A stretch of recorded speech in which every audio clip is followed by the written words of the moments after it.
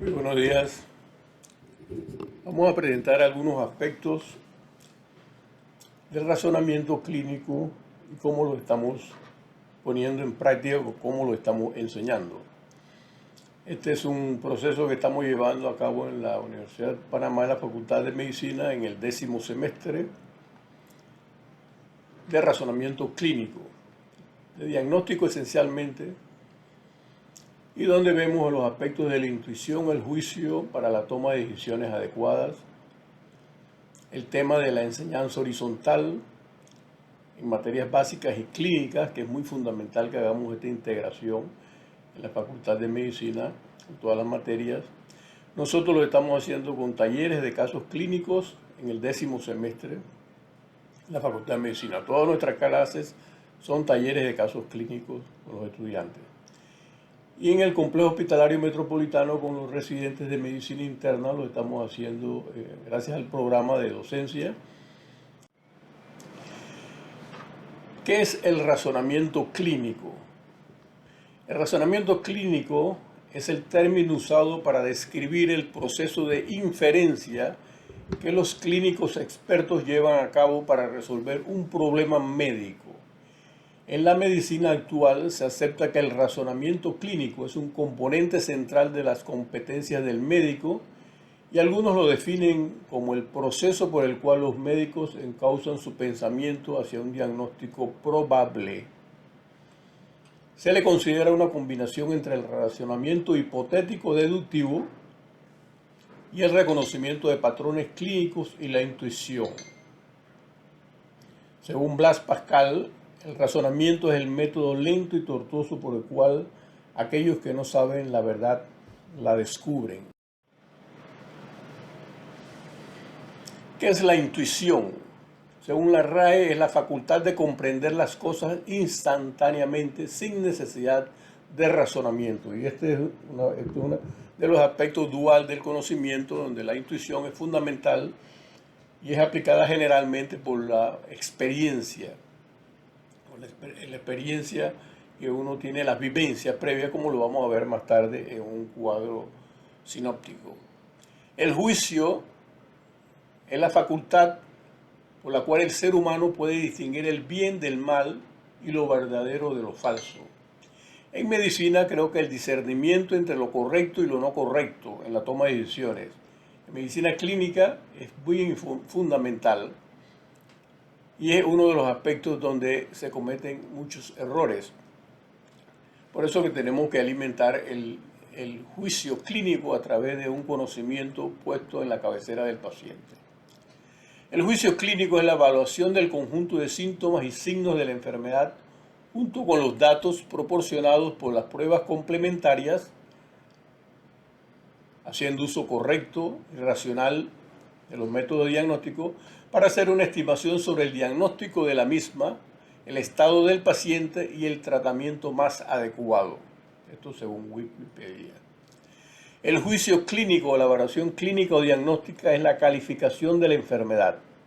Consiste en la evaluación de un conjunto de síntomas y signos, las cuales le vamos a dar una valoración en esta conferencia, junto con los datos proporcionados por las pruebas complementarias, para hacer una estimación sobre el diagnóstico de la misma, el estado del enfermo y el tratamiento más adecuado. Esto lo describe la Real Academia Nacional de Medicina de España. En la medicina publicado aparece que el 70% de los errores se deben al proceso diagnóstico. El British Medical Journal en el 2016 plantea este artículo sobre los errores médicos, que se perfila como una tercera causa de muerte en los Estados Unidos y en muchas otras partes del mundo. Esto es muy bien importante para nosotros porque tenemos que orientar la medicina hacia la disminución de los errores, errores clínicos. Aquí tenemos varios aspectos fundamentales: el crecimiento exponencial de la literatura médica, la desinformación, cómo el médico del siglo XXI va a tener un conocimiento significativo Entonces aquí se cierne una alerta muy grande que es la desinformación, como lo vamos a ver más tarde y como se ha presentado más o ha salido a flote más con lo del COVID. El crecimiento exponencial lo vemos acá en una gráfica, crecimiento exponencial del conocimiento. Más de 20.000 artículos revisados en noviembre 29 de 2022 sobre COVID. 20.000 artículos sobre un solo tema, COVID. Entonces, este crecimiento exponencial no permite que el ser humano pueda tener un conocimiento completo, porque es imposible. Entonces, ¿qué vamos a aprender? ¿Qué vamos a enseñar? Esto es un tema bien importante en el sistema educativo. No solamente el conocimiento, sino también la tecnología y la investigación. Estos son los temas de investigación, son estudios de investigación. Fíjense en el crecimiento exponencial de la investigación. Por lo menos, y hace años, 10.000 guías clínicas, millones de artículos. Entonces el ser humano ya no puede. Entonces esto nos cierne sobre varios temas, que es la incertidumbre, como lo planteaba Sir William Gosler hace más de un siglo, la complejidad de la medicina, las dificultades inherentes al sistema de salud en todo el mundo, la presión social que se ejerce sobre la medicina y sobre el personal de salud, la desinformación cabalgante que también ha sido exponencial, la desinformación. Y es un peligro que se cierne tanto en la literatura médica como en las redes sociales, obviamente. Las redes sociales que son muy buenas, muy importantes, pero también son bien delicadas, bien peligrosas. Entonces hay que tener mucho discernimiento para lo de las redes sociales. El burnout, el conflicto de intereses, la corrupción, el bullying, los sistemas deficientes, los determinantes en salud que van cabalgando como jinetes de apocalipsis, la politización del sistema, la desigualdad, entre otros. Esto se cierne como un peligro en la medicina o en el mundo, en la vida actual. El proceso diagnóstico ha sido identificado como un fallo en el sistema y el Instituto de Medicina de Estados Unidos ha hecho un documento que se llama Mejoramiento del Diagnóstico en los Cuidados de Salud y enfocan en el proceso diagnóstico. Y vamos a ver algunos aspectos que ellos mencionan en este cuadro del Instituto de Medicina de Estados Unidos. Dimensión de los errores diagnósticos en el sistema de salud. Nos ponen fallo en la adherencia, fallo en la captación de la información, fallo en la integración de la información, fallo en la interpretación de la información, fallo en establecer una descripción del problema de salud y fallo en la comunicación de la descripción. Y comenzamos cuando el paciente, la persona o el ciudadano entra al sistema sanitario, al sistema de salud público-privado, nos referimos al público, la experiencia del paciente, un problema de salud. El paciente encaja en el sistema de cuidado de información cuando hay una cobertura más universal. Entonces, cuando no hay cobertura, entonces no entra al sistema. Entonces, la captación de la información es muy importante, que nos parecía sencilla, pero es más compleja. La captación de la información, generalmente con la historia clínica, es un poco estática, pero esa información hay que hacerle una integración, una interpretación de la información para hacer un diagnóstico de trabajo, para hacer un proceso diagnóstico más adecuado. Y aquí entonces hay fallos en este sistema, en la integración de la información y la interpretación de la información. Por ello vamos a caminar hacia un proceso de un análisis bayesiano y a una evaluación integral de los estudios y los métodos de diagnóstico. Y entonces vienen los fallos en el sistema, en la comunicación, en el tratamiento, en los resultados. Entonces, importante es la planeación de una vía clínica basada en el diagnóstico, una vía clínica. Y nosotros en la Caja del Seguro Social estamos trabajando con el aporte, con un grano de arena en este sistema, con los protocolos de soporte clínico, que vamos a ver que es muy importante porque pueden ponerse en la cabecera del paciente. Este otro sistema recientemente publicado de los errores diagnósticos, de los problemas en el proceso diagnóstico, y repiten lo mismo el encuentro del médico con el paciente, la historia clínica y el examen físico, que generalmente se puede hacer completamente bien y se enseña perfectamente bien en las escuelas de medicina. El abordaje inicial del diagnóstico, la escogencia adecuada de las pruebas de diagnóstico y la interpretación de las pruebas. Y aquí es muy importante el análisis bayesiano de los estudios de imágenes y los estudios de las pruebas. El manejo seguro, la consulta a los especialistas, la referencia, el trabajo en equipo es fundamental. El seguimiento, tanto en el seguimiento como en el mismo sistema, el seguimiento y la captación de la información diagnóstica. Y en el centro está, más que el paciente, la persona que tiene una enfermedad. Y esa persona enferma se llama paciente, pero realmente es una persona porque es más integral. Hablar de persona que de paciente. De paciente hablamos de paciente con una enfermedad o una patología, pero la persona entonces hablamos de toda su vida, que es importante.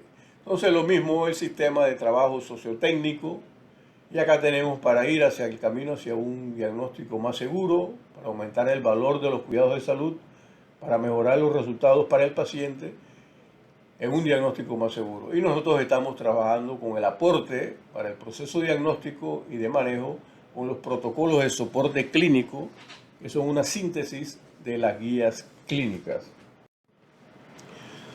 Acá un bosquejo del razonamiento diagnóstico y manejo.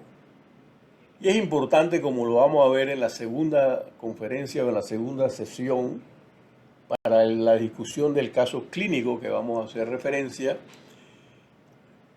la valoración de los signos y los síntomas o de los problemas que tenga el paciente, la historia clínica y el examen físico con un enfoque biopsicosocial y espiritual. Es un enfoque integral porque es la persona. Entonces, acá tenemos con esta enfermedad actual, entonces la valoración, la conformación del síndrome, que ahora vamos a verlo, para establecer un diagnóstico diferencial que es extraído del síndrome como un concepto integral de toda esta materia del listado de problemas para establecer un diagnóstico de trabajo. Es importante cuando se establece el diagnóstico diferencial estimar la probabilidad pretest. La estimación de la probabilidad pretest es fundamental para el proceso diagnóstico. Teniendo en cuenta el fundamento fisiopatológico, el aspecto epidemiológico es fundamental, la epidemiología es clave y fundamental, tanto de la población como del paciente mismo que estamos teniendo, el sexo, la edad, la estratificación de los riesgos sociales, riesgos cardiovasculares, riesgos genéticos, riesgos de cáncer, riesgos de accidentes, etcétera, etcétera. El curso y la evolución de la enfermedad, el riesgo social y el enfoque biopsicosocial que ya mencionamos. Aquí en este proceso diagnóstico tenemos que establecer el peor escenario clínico, hacer un diagnóstico de exclusión, considerar las cosas graves que no se deben escapar porque ponen en peligro al paciente. Siempre en este proceso hay incertidumbre. La percepción, hay alertas. Hay un enfoque de hacerse la pregunta pico en cada proceso diagnóstico o de manejo, de tratamiento, de toma de decisiones, en las cuales se considera el paciente, la intervención, la comparación de un estudio con otro y el resultado esperado. En los estudios de laboratorio, radiología, patología y imágenes, evitar el sobreuso de los estudios. Es fundamental evitar el sobreuso.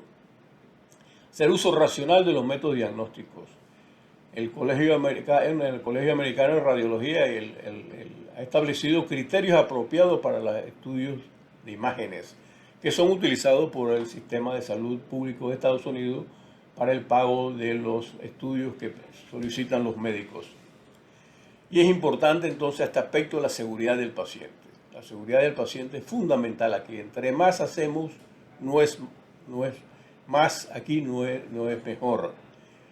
Y hacer menos es mejor. Acá entonces ya tenemos establecido un proceso ya diagnóstico, un proceso de diagnóstico diferencial, el diagnóstico de trabajo. Entonces vamos ya considerando el protocolo de soporte clínico que nos puede ayudar al camino clínico de este paciente para evitar el sobrediagnóstico. Entonces acá entonces hacemos un análisis bayesiano considerando la sensibilidad y especificidad y específicamente el coeficiente de probabilidad que es el likelihood ratio de las pruebas o de los estudios de imágenes. Es fundamental. El médico que escoge un estudio debe tener en cuenta entonces el coeficiente de probabilidad de esa prueba para poder estimar, como vamos a ver ahora, un análisis post-test, la probabilidad post-test. En esta de la escogencia de los estudios de diagnóstico hay que tener en cuenta, es muy importante en este razonamiento, el cuidado de alto valor. ¿Qué no hacer? Y este concepto lo ha introducido el American Board of Internal Medicine en Estados Unidos y a Canadá también tiene. Sobre todas las sociedades en Estados Unidos, sociedades clínicas, sociedades médicas, le han mandado 5 aspectos basados en la evidencia científica o en los estudios que dicen qué cosas no debemos seguir haciendo. Y son los especialistas, son sociedades especializadas.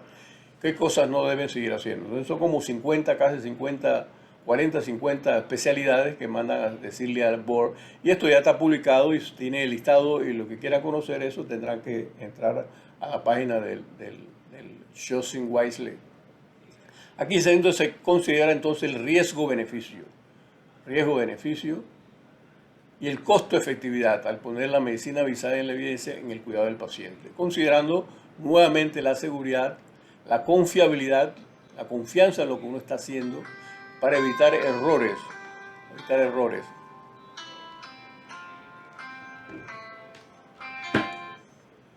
El protocolo de soporte clínico, entonces ya enfocado el diagnóstico, entonces ya usamos el protocolo de soporte clínico para la toma de decisiones compartidas, la solución de los problemas, la comunicación efectiva y un tratamiento correcto. Y entonces vemos los elementos de la decisión analítica, identificar el problema como lo estamos haciendo, dar la estructura al problema, caracterizar la información, escoger el curso de acción y hacer decisiones compartidas con el paciente y los familiares y considerar el sistema en el cual estamos o está el paciente, que es la ciencia del factor humano, desarrollo organizacional, insumos, los equipos, el personal, las competencias, etc. En este proceso del razonamiento clínico, del análisis bayesiano, de la medicina basada en la evidencia, que es el camino hacia la excelencia clínica, entonces tenemos, resumiendo, la historia clínica y el examen físico, la enfermedad actual de la persona, considerar la persona, los signos y los síntomas para hacerle su valoración considerada, el perfil epidemiológico y los factores de riesgo genéticos, cardiovasculares, cáncer, sociales, riesgos sociales muy importantes, tenerlos en cuenta cada vez más. Hay los aspectos de fisiopatología, el ambiente, el trabajo, el abordaje biopsicosocial y en el enfoque del ABCDE cuando el paciente llega, el enfoque de manejo de este paciente integral. La construcción del síndrome, que es la correlación integral, no es un listado, es la correlación integral. El diagnóstico diferencial de la persona en su ambiente, diagnóstico diferencial. La estimación de la probabilidad pretest, esta es una estimación matemática que estamos enseñando porque es una estimación muy importante para el camino a escoger los estudios. La escogencia racional de los estudios de laboratorio e imágenes. Las características operacionales de las pruebas, la sensibilidad, la especificidad, el coeficiente de probabilidad,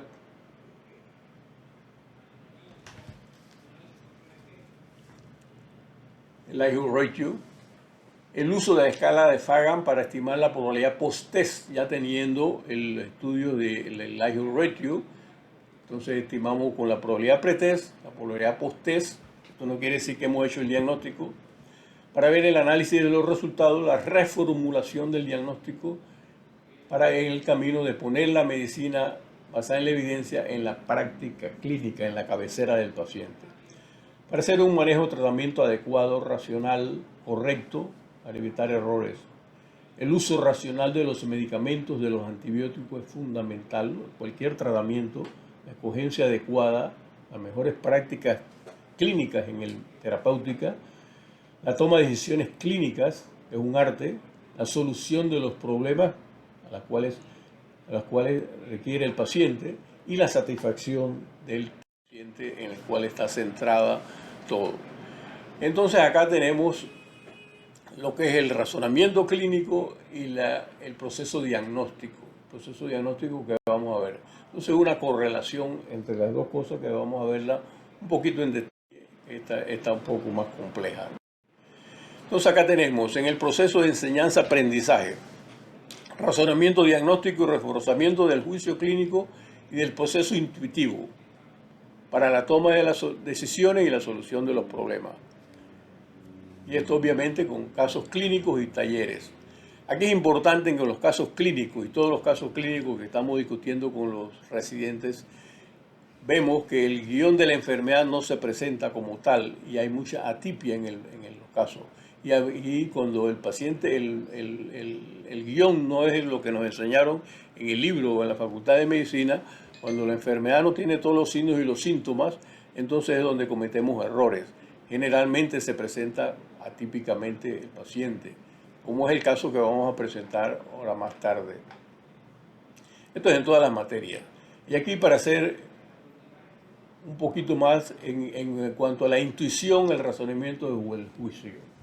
Y el proceso del conocimiento es dual aquí. La parte intuitiva que es fundamental, la automática, en la rápida, sin esfuerzo. Eso depende de la experiencia, de las vivencias, de la nueva información que uno vaya teniendo. Asociar el conocimiento previo, las vivencias que uno tenemos. Entonces la asociación del conocimiento previo es fundamental aquí para esta parte de la intuición. De la memoria prolongada que podemos tener. También del aspecto de la intuición, del aspecto fisiopatológico, factores de riesgo, etc. Haciendo un abordaje integral del proceso intuitivo, porque acá está el proceso analítico de razonamiento, que ya mencionamos, entonces el proceso intuitivo es para alimentar el juicio clínico. El juicio clínico es la habilidad de asociar estas vivencias. Si no se tienen, el juicio no se depende del juicio clínico, entonces se depende del razonamiento. Entonces es dual, usar el juicio y el razonamiento.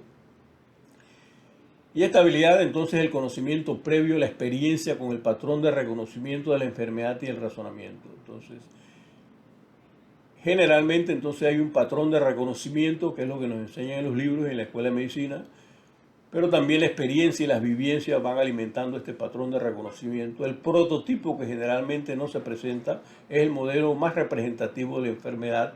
Y aquí vamos a dar el fenotipo, es la manifestación variable del genotipo y presentaciones atípicas, que es lo que queremos. Por ejemplo, damos un ejemplo aquí. En el infarto agudo del miocardio, los síntomas más comunes fueron el dolor torácico, la radiación, la dificultad para respirar, diaforesis. Y estos síntomas generalmente describen el paciente prototípico del paciente agudo del miocardio, pero generalmente no se presenta con todos los signos y síntomas. Por eso que cometemos errores, porque las enfermedades no es como están en los libros o como nos las enseñan completas en la Escuela de Medicina, es atípica. Pero tampoco se puede enseñar todo lo atípico porque no terminaríamos nunca el proceso educativo. Entonces es importante, curiosamente el fenotipo con la combinación prototípica de síntomas solo fue un 1%. Bueno, esto fue un estudio como que es muy bajo, ¿no? Entonces la mayoría de los pacientes no se presentan con el prototipo de la enfermedad descrita en los libros. Fundamental en este proceso de formación, entonces, al obtener una historia y un examen físico completo adaptado a la situación del paciente y también haciéndola un poco más dinámica, porque historia clínica y examen físico hay que darle una interpretación, entonces es la parte dinámica de la interpretación de esta historia y el examen físico. La formulación y la justificación de la identificación del síndrome. El síndrome es un concepto integral que integra todos los aspectos previos del paciente. No es un listado de los signos y síntomas, repetimos. Se formula y se justifica el diagnóstico diferencial que se desprende del síndrome. Se formula un plan de investigación basado en las hipótesis diagnósticas. Se interpreta y comunica los resultados de laboratorio, estudios e imágenes una vez hecho el análisis bayesiano. Se formula y se comunica y se implementan los planes de manejo, ya no solamente el proceso diagnóstico, sino también el proceso de manejo, razonamiento de manejo. Se presenta un informe escrito y oral que documente el encuentro con el paciente, la presentación de un caso clínico, corto, preciso, provea y recibe el relevo de la transición de los cuidados del paciente. Estoy atendiendo a un paciente integralmente, entonces el relevo de la transición de los cuidados del paciente es bien fundamental. Y aquí depende mucho los errores que se cometen en los hospitales, porque la transición en los cuidados es un tema. Cambiando un turno a otro, de un especialista a otro, de un servicio a otro, entregar un paciente, esto es un proceso bien fundamental en los cuidados de salud, en la calidad de los cuidados del paciente. Reconocer las situaciones de urgencia y emergencia en el paciente, esto en el diagnóstico o en el seguimiento del paciente. Comunicar de las situaciones difíciles, la habilidad de la comunicación entre los especialistas, entre el estudiante, el interno, el residente, la enfermera, el técnico, todos los que están en la cabecera del paciente, con un equipo de salud, porque el que atiende esto no es un médico solo, sino un equipo de salud integral, interprofesional. Participa en las iniciativas de mejoramiento de la calidad. Generalmente el médico nos enseña a hacer procesos diagnóstico y tratamiento, pero también tenemos que participar, aprender a participar en las iniciativas de mejoramiento, tanto de la educación como la cuidado de salud de los pacientes. Entonces, actuar con profesionalismo médico integral y participar al paciente es fundamental. La toma de decisiones, participar al paciente, educar al paciente, hacer promoción de salud aquí desde el hospital. Entonces, esta promoción de la salud, la participación del paciente y de los familiares es fundamental en los cuidados de salud. Educa al paciente y el manejo de la enfermedad y haga medicina preventiva y promoción de la salud. Fundamental hacer una medicina integral. No solamente hacer el diagnóstico y el tratamiento, sino que también esta es una persona que tenemos que hacerle una medicina integrativa, integral, y hacerle promoción de salud. Y colabore como un miembro del equipo interprofesional, no como un médico solo o aislado. Aquí vamos a ver algunos aspectos del análisis bayesiano. Fundamental, y vamos con un ejemplo, el estudio del dímero D. Aquí el concepto es hacer un angioTAC en baja probabilidad de TEP. Fíjense esta parte, hacer un angioTAC en baja probabilidad de TEP. No vamos a hablar sobre el algoritmo y el flujograma o el protocolo de TEP en este momento. Vamos a utilizar esto como un ejemplo para que vean las dificultades en las que nos podemos encontrar. El dímero D en el proceso diagnóstico del tromboembolismo pulmonar de probabilidad baja, entonces tiene una sensibilidad y una especificidad que ha salido de los estudios con una sensibilidad alta de 98%, y usamos en este análisis bayesiano, usamos los decimales, 0.98, y una especificidad de 0.70, es mucho más baja la especificidad porque se ven en otras patologías también el dímero D. Entonces en este paciente, vamos a poner un ejemplo de una probabilidad pretest de 50%, es como tirar la moneda al aire, 50%, ¿no? ¿Tiene o no tiene TEP? Bueno, aquí cayó. La probabilidad pretest vamos a decir que era de 50%. Entonces, si estimamos las características operacionales, nos sale un coeficiente de probabilidad positivo, que es sensibilidad sobre 1 menos especificidad, nos salen 3.2. 3.2 para un coeficiente de probabilidad, un likelihood ratio de 3.2, es un poquito bueno, pero no es suficientemente bueno. Un likelihood ratio positivo, bueno, si salen 5, 10, 20. Buenísimo. Si sale más de 15, más de 20. Es un buen coeficiente de probabilidad. Este es un coeficiente de probabilidad un poco bajo, miren, a pesar de la importancia del dímero D. Pero el coeficiente de probabilidad negativo del dímero D es 0.02 con estas características operacionales. El coeficiente de probabilidad negativo, el likelihood ratio negativo, es 1 menos la sensibilidad sobre la especificidad. Y esto da 0.02.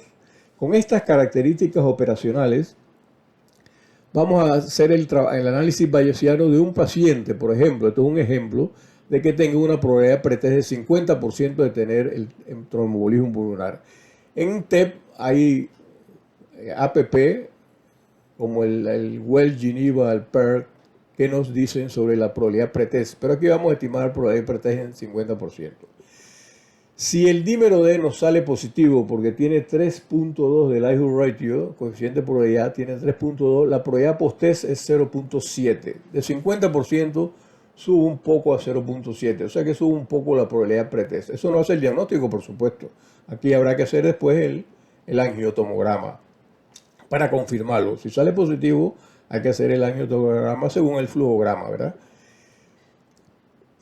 Si el dímero D en una probabilidad de 50% sale bajo, sale negativo, dímero D, sale menos de lo normal, menos de lo esperado,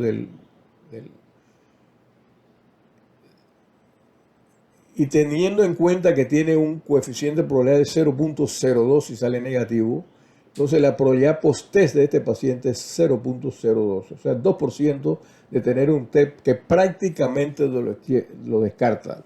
Un valor predictivo negativo de 98%, o sea que prácticamente con probabilidad baja descarta, con probabilidad alta no lo descarta.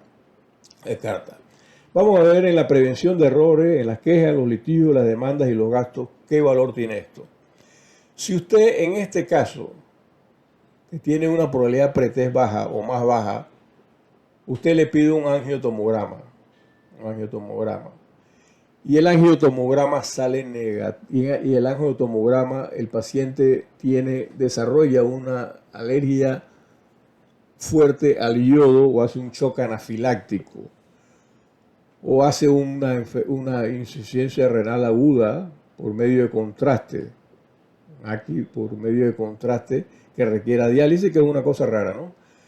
Si hace eso teniendo una probabilidad baja, obviamente el AngioCAT que no estaba indicado lo va a llevar a usted, primero, a error, segundo, a quejas del paciente y de los familiares, tercero, que puede llegar a un litigio, o puede haber una demanda si fuera fatal la cuestión, o si fuera muy grave o bien complicado, le pueden poner una demanda porque aquí hubo un fallo. No estaba indicado el hacer el AngioCAT en una probabilidad baja de TEP. Entonces es bien importante este análisis bayesiano para evitar, y el valor predictivo negativo, el coeficiente de probabilidad negativo es fundamental para la parte legal o la parte de litigio que pueda haber. Este es un esquema entonces donde hacemos el diagnóstico diferencial 1, 2, 3, tampoco hacemos un diagnóstico diferencial de 5, de 10 y de libro. El diagnóstico diferencial no es el diagnóstico diferencial de libro. El diagnóstico diferencial es el diagnóstico de mi paciente, de la persona que yo tengo, con las características epidemiológicas, fisiopatológicas, genéticas y todo lo que del paciente relacionados al paciente. Entonces ese es mi diagnóstico diferencial, no es el de libro. Entonces el diagnóstico diferencial es corto, 1, 2, 3, cuando más 4, 1, 2, 3. Y usted va estimando entonces la probabilidad pretest que usted estima según su experiencia. Usted va estimando aquí y sobre una característica de los diagnósticos diferenciales y le va poniendo un valor de probabilidad pretest de tal manera que tiene que sumar 100 al total. Y escoge obviamente un diagnóstico de trabajo. El diagnóstico de este trabajo usted le va a coger un estudio. Por ejemplo, en este caso vamos a escoger el dímero D o puede el estudio que corresponda, que tiene características operacionales específicas. Y después usted estima la probabilidad pretest y con esto lo hace con la escala de Fagan, ¿verdad? Con la escala de Fagan que ya lo vieron. Este es un esquema. Y aquí nuevamente para el patrón de dual, que es de la intuición y de razonamiento, del conocimiento. Es dual, intuición y razonamiento, que no vamos a entrar en detalle. El razonamiento es mucho más, un camino más largo, como dice Pascal, y la intuición es un paso más corto. Y aquí es importante un aspecto, por ejemplo, en los servicios de urgencia o en cualquier situación en la cual usted tiene que actuar, muchas veces actúa con la intuición, con un poco de razonamiento, pero más con la intuición y su experiencia. ¿Qué cosa hago rápidamente cuando no tengo todos los aspectos? Cuando el paciente viene, un paciente grave, o se presenta en la cuarta urgencia inestable, con una frecuencia cardíaca más de 120, taquipneico, con la hipotenso, con fiebre, hipoxémico, con estado mental alterado o tiene hipoglicemia. Este es un paciente grave que hay que actuar rápidamente y usted no se va a poner a hacer un análisis bayesiano, un análisis aquí de razonamiento completo. Usted tiene que actuar rápidamente y actúa con la intuición y toma decisiones. Entonces esas decisiones en los servicios de urgencia es la vía aérea, la respiración, la circulación, déficit neurológico, la glucemia y el ambiente. La DE es el ambiente, las cosas, los tóxicos y lo que ha tenido que ver con el ambiente, ¿no? Entonces siempre se piensa en el peor escenario y los médicos de los servicios de urgencia están preparados a actuar en una forma rápida con la intuición. Acá es prácticamente lo mismo, que ya esto lo mencionamos anteriormente. Esto es prácticamente lo mismo también, la parte de heurística cognitiva del razonamiento, que tiene dos sistemas, ya lo dijimos, el reactivo, instintivo, rápido, la intuición, y el sistema reflexivo, analítico, procedimental, que es mucho más lento. Aquí tenemos la medicina basada en evidencia. ¿Cómo vamos a poner la medicina basada en evidencia? Que son millones de estudios, miles de guías y revisiones sistemáticas, miles, en la cabecera del paciente. Entonces, esto tenemos que hacer un proceso de síntesis de guías clínicas, de sinopsis de la síntesis, sumarios, considerando el sistema, siempre el sistema. Y nosotros hemos escogido la vía del protocolo de soporte clínico, que son prácticamente 2 hojas, no vamos a entrar en detalle acá, 2 hojas, una página o 2 páginas, donde están los conceptos generales de la patología que se presenta del protocolo y el flujograma para poner la medicina basada en la evidencia en la cabecera del paciente, porque es demasiada información que no podemos asumirla.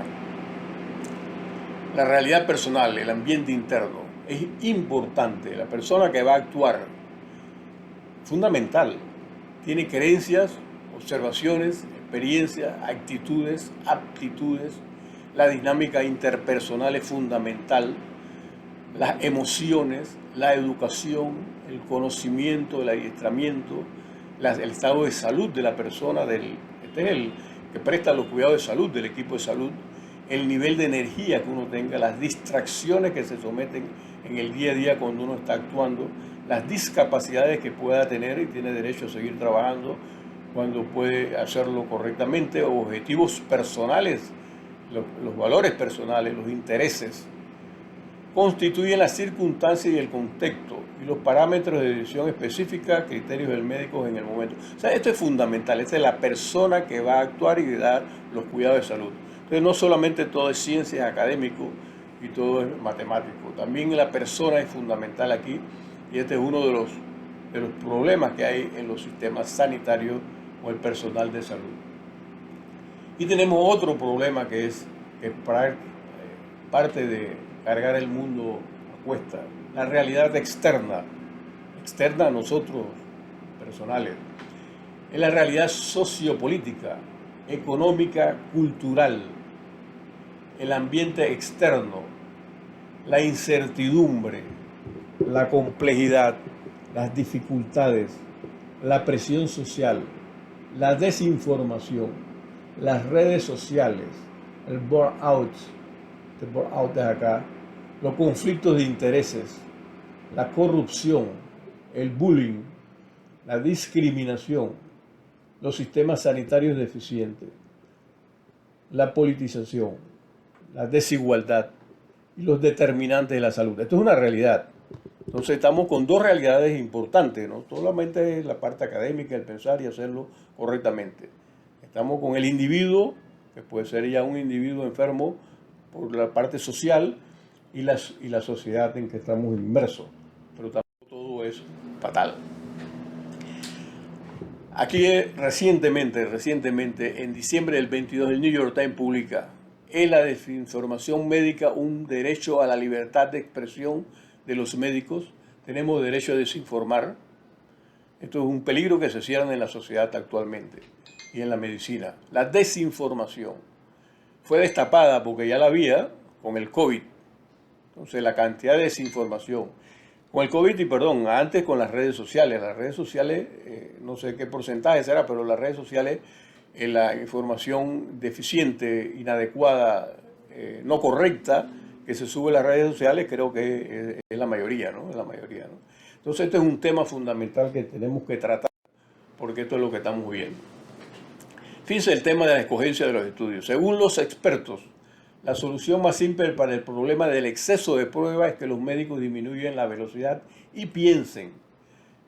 Bueno, los médicos pensamos, lo que pasa es que tenemos que hacer uso más del razonamiento clínico, de la intuición en la velocidad y el razonamiento.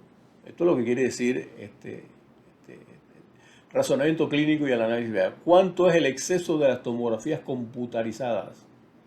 Hasta 1/3 de los 70 millones de pruebas de imágenes solicitadas en Estados Unidos, durante el año pueden ser no necesarias.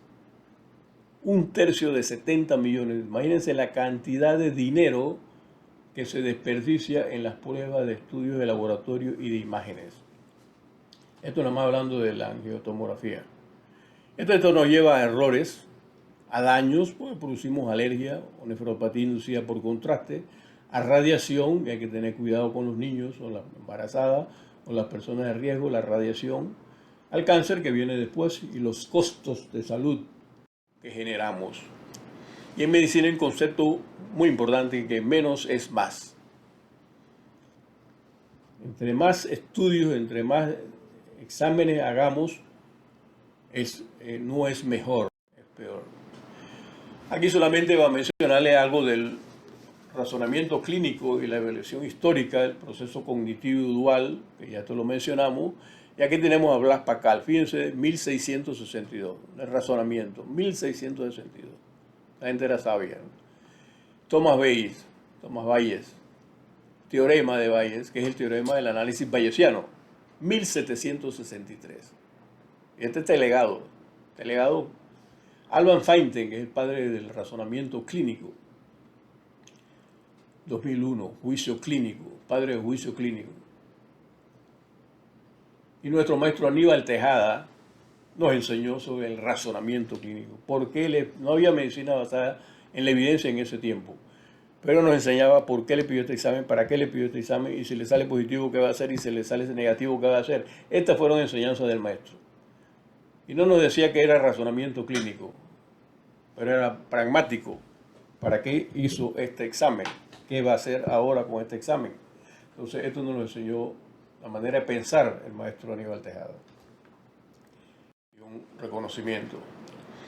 La medicina es una ciencia de incertidumbre y arte de probabilidades. Bueno, esto reza cada vez más. Entre más tecnología y más conocimiento, menos precisión. Aunque vamos hacia la medicina de precisión, esta medicina es bien compleja.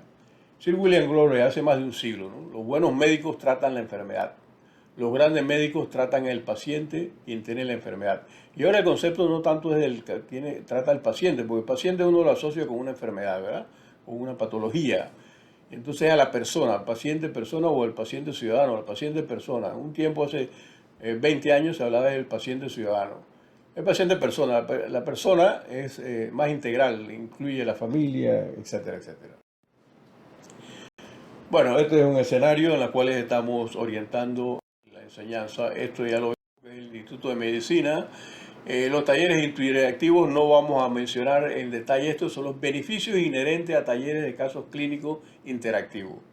Entonces, todos esos beneficios yo los he encontrado, los he sintetizado en esto. ¿En qué nos ayuda? En vez de una conferencia magistral, en presentar un caso clínico. Entonces, el caso clínico tiene todas estas facilidades que yo he podido identificar, pero no vamos a entrar en detalle, ¿no? Entonces, es fundamental el caso de casos clínicos, ¿no? Fíjense, hay bastante, ¿no? Hay bastante. Importante aquí entonces el rol de los médicos. Clínico, esencialmente clínico, educador, investigador, gestor clínico, promotor de la salud, bueno, y comunicador, ¿no? No sé, bueno, promotor es comunicador. El rol de la comunicación, aquí el rol de comunicador es importante, ¿no? Comunicador, pero aquí está inmerso esto, ¿no? El rol es. Y los valores, importante, ¿no? Ese es el ser, el que vimos anteriormente. El saber ser, yo soy, ¿quién soy? Yo soy lo que hago, yo soy. Entonces hay que saber quién es uno, ¿no? Entonces hay que saber hacer. O sea, no saber, perdón, aquí sería conocer primero. Saber conocer. Uno conoce, uno sabe, aprende, saber conocer. Pero no es, saber conocer no es memorizar como nos enseñan, ¿no? Que conozca mucho, memorice y sabe mucho y gana en los estudios. Entonces, el saber conocer es un concepto mucho más integral que tiene que estar unido a la práctica, ¿no? El conocer, el conocimiento efectivo, el conocimiento útil, el conocimiento inteligente, ¿no? Y el saber entonces hacer, ¿qué hacer con este conocimiento? El saber hacer las cosas. Es fundamental. Por eso que estos casos clínicos enseñan más a saber hacer las cosas que una conferencia magistral que nos dice un poco de conocimiento, ¿no? Y es importante porque trabajamos en equipo el saber compartir. Si yo sé quién soy, conozco mucho, sé hacer las cosas bien, pero no las comparto porque no me relaciono con la gente, con el equipo de salud, porque ando aparte, porque sé mucho, entonces él no sabe compartir. Entonces el compartir es una cualidad muy importante, una competencia fundamental del médico. Entonces el compartir con todo el equipo de salud, y no solamente con los médicos, con todo el equipo de salud, con todo lo que lo rodean. Entonces y la comunicación, el saber comunicarse. La comunicación es es la primera competencia, la comunicación es fundamental, ¿no? Más que el conocimiento. Acá también entonces una parte integrativa del conocimiento, de la enseñanza integrativa, del aprendizaje integrativo. Y acá le menciono algunos aspectos de los talleres, que se desprende de los talleres: el aprendizaje de la evidencia, el reaprendizaje de la evidencia. Uno reaprende con lo que uno sabe, uno hace un conocimiento nuevo, desecha conocimientos previos. Entonces uno hace un reaprendizaje, como hace un reordenamiento del diagnóstico, un reaprendizaje. Esto es importante. Y es muy difícil a veces desaprender una cosa, ¿no? Entonces, las pruebas y los estudios ya tienen su proceso, el proceso de poner en práctica. El aprendizaje de un experto es importante. El estudiante no tiene la experiencia, el juicio, la experticia. Y entonces esto puede tener el conocimiento, estudiar mucho, conocer, sabe la materia, pero tiene que aprender el aprendizaje de un experto es fundamental. Un experto, no de un sabio, de un experto, ¿no? De que le enseñe, ¿no? El aprendizaje en el contexto neurocognitivo. Y aquí vemos un efecto de von Restorff, que lo vamos a ver más tarde, Restorff. El aprendizaje basado en casos clínicos a través de la historia clínica, de los casos clínicos. Y repetir los estudios pertinentes. Exacto, esto es un proceso integral ahí. El estudiante aprenderá mediante casos reales y resolución de situaciones complejas en un entorno simulado de aprendizaje. Con los residentes lo estamos haciendo con casos reales de la sala, ¿no? Vamos a ver qué es el efecto de von Restorff. Es un fenómeno que sucede cuando un determinado elemento o dato resalta con respecto a los de su alrededor, recibiendo un mayor protagonismo y a la vez siendo más fácil recordarlo posteriormente. Eso cuando uno redacta algo y resalta, es importante resaltar los aspectos más importantes. El efecto de von Restorff, también llamado efecto de aislamiento, básicamente el fenómeno que ocurre cuando hay más posibilidades de recordar uno o varios elementos que destacan en comparación con los otros que se encuentran agrupados. Y eso lo vamos a ver ahora en un ejemplo práctico como este. Entonces, por ejemplo, tenemos un paciente masculino de 58 años con hematuria macroscópica. Tiene dolor abdominal. Fíjense que estamos resaltando cosas aquí. Tiene un dolor abdominal severo con una masa en cuadrante superior izquierdo. Este fue el paciente que presentamos el caso clínico anterior con los residentes. Y tiene una efusión pulmonar y pérdida de peso. Entonces hemos resaltado esto, ¿verdad? Entonces aquí vemos la parte del riñón. Bueno, en el riñón tiene hematuria, dolor y masa. Ya estamos viendo que hay un aspecto importante que es el riñón. Tiene una masa ahí en el cuadrante inferior izquierdo. Puede ser riñón, puede ser vaso, pero era difícil porque tenía mucho dolor, ¿no? Pérdida de peso no significativa, pero en el contexto de este paciente era importante, aunque fuera mínima, la astenia, la dinamia, la debilidad generalizada, ¿no? La parte constitucional. Entonces, si uno hace un análisis de estos aspectos que uno está sobresaltando aquí, uno puede construir un síndrome, que es una correlación entre estos aspectos, ¿no? Y podemos decir, entre otros, un síndrome pulmonar renal, el riñón, hematuria, masa, dolor, renal pulmonar, la fusión pleural, y maligno con compromiso sistémico. ¿Por qué maligno? Porque, bueno, aunque ha perdido poco peso, un tumor con hematuria, obviamente la tríada de tumor, dolor y hematuria, de tumor renal, de cáncer renal y compromiso pulmonar. Entonces, podemos decir que un síndrome renal pulmonar maligno con compromiso sistémico, pero también podemos decir, porque esto no es un solo diagnóstico, es un solo síndrome, una descripción, un síndrome tumoral renal, o un tumor renal con metástasis pleuropulmonar. Asumimos que esa efusión pleural es una metástasis porque esto es un tumor renal. Pues estamos asumiendo que es maligno. Síndrome tumoral renal probable con efusión pulmonar. Probable porque le dolía mucho, uno no sabe si es el vaso, no pudieron definirlo, en este caso no se pudo definir si era el riñón solamente. Y un síndrome de fusión pleural maligna por tumor renal, bueno, al revés, ¿no? Pues siempre es pulmón-riñón. Entonces, lo que queremos hacer aquí es resaltar, estamos resaltando aspectos y entonces estamos para poder integrar, para que sea integrativo.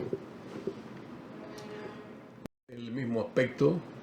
Bueno, esto lo estamos haciendo con los talleres, con los estudiantes de medicina de hace 14 semestres, estamos haciendo talleres, ¿no? Y este es un ejemplo de un taller de sepsis, que lo pusimos con un ejemplo y esto fue llevado a World Sepsis Map, y este aspecto nos lo publicaron en el mapa mundial de la sepsis de Alemania y aparece la Facultad de Medicina representada con este póster. ¿Qué estamos haciendo? ¿Cómo podemos mejorar? ¿Cómo mejoramos las competencias? En este caso del médico, del estudiante, del interno residente, del médico. ¿Cómo debemos integrar las materias? Es fundamental. O sea, seguimos enseñando cada uno la materia que nos compete. El paciente se presenta integralmente, no por materia ni especialidades.